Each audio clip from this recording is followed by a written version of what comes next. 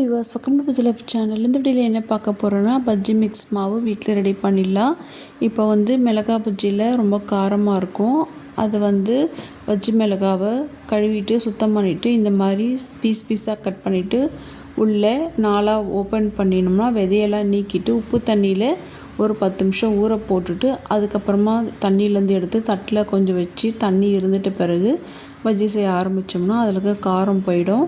இப்போ கடலை மாவு 1 கப்பு, கொஞ்சமாக பாதி அளவுக்கு அரிசி மாவு, 1 ஸ்பூனுக்கு நான் ரவையும் 1 ஸ்பூன் கார்ன்ஃப்ளவர் மாவு சேர்த்துக்கிறேன். இது ஆப்ஷனல் தான், நீங்கள் வேணான்னா ஸ்கிப் பண்ணிக்கலாம். வெறும் கடலை மாவு அரிசி மாவு கூட போதும்.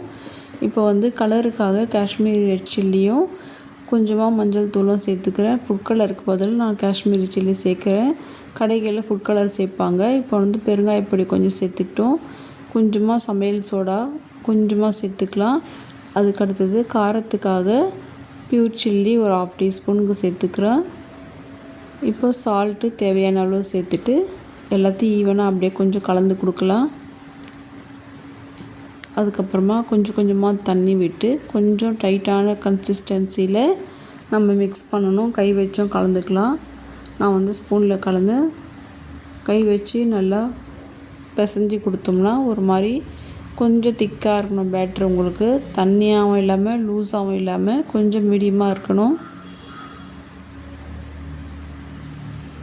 பாருங்கள், இந்த மாதிரி கலந்துட்டு எப்படி இருக்குதுன்னு பார்க்கலாம் வாங்க. இது பாருங்கள், இந்த மாதிரி இருக்கணும். இப்போ கட் பண்ணி வச்சுருக்க பஜ்ஜி மிளகாவும் அது முழுசாக கடைங்களில் கொடுத்தாங்கன்னா கூட இந்த மாதிரி நீங்கள் கட் பண்ணி பாருங்கள். கடையில் விற்கிறதுக்கும் வீட்டில் செய்கிறதுக்கும் நல்லா டிஃப்ரென்ஸ் தெரியும். அப்போ நம்ம உப்பு தண்ணியில் ஊற வச்சுருக்கிறதுனால சால்ட் நல்லா உள்ளே இறங்கி இருக்கும், சாப்பிடும்போது டேஸ்ட்டாக இருக்கும். இதை நீங்கள் வாழைக்காலையும் ஃபாலோ பண்ணலாம். வாழைக்காவை கட் பண்ணிவிட்டு கொஞ்சம் உப்பு தண்ணியில் போட்டு எடுத்துகிட்டு தண்ணி இருந்த பிறகு நீங்கள் பஜ்ஜி மாவு மிக்ஸில் போட்டிங்கன்னா அதுலேயும் சால்ட்டு சீட்டிங், அதாவது கரெக்டான சால்ட்டு அதில் இருக்கும்.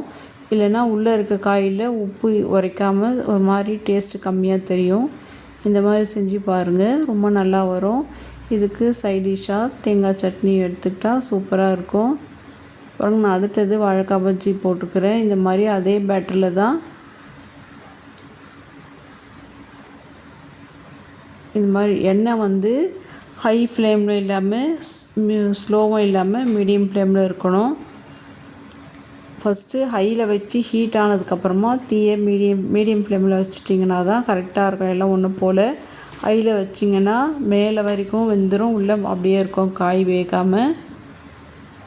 நீங்கள் ஸ்லோவாக வச்சிங்கன்னா கூட என்ன ஆகுன்னா எண்ணெய் அப்படியே நிறைய எண்ணெய் கொத்துக்கும். ஸ்லோவாகவும் இருக்கக்கூடாது, அதாவது சிம்லேயும் இருக்கக்கூடாது.